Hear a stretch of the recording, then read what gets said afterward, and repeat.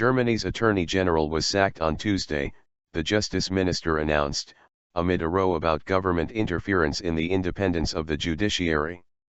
Harald Range was removed from his post after he accused the government of putting pressure on prosecutors to halt a review of a treason case against two journalists who posted confidential documents relating to the BFV domestic security agency.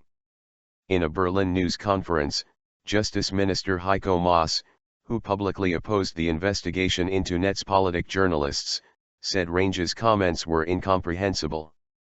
He added, "I have told Attorney General Range that I have completely lost trust in his administration and, in agreement with the chancellery, I will request his retirement today." The widely criticized treason investigation against Markus Beckedahl and Meister led to a public spat between the government and Range, the country's most senior judicial figure. Range accused the government of ordering him to stop an independent examination of the case.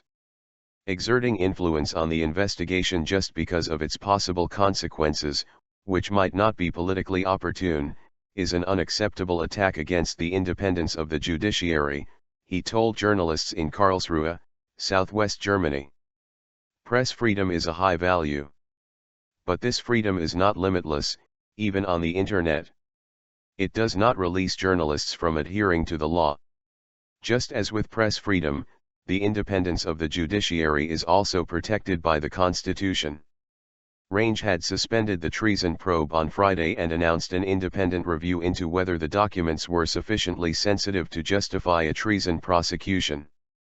On Tuesday, he said the independent view confirmed they were a state secret and their publication warranted prosecution. In February, Beckedahl and Meister published BFV plans to expand the surveillance of online communications.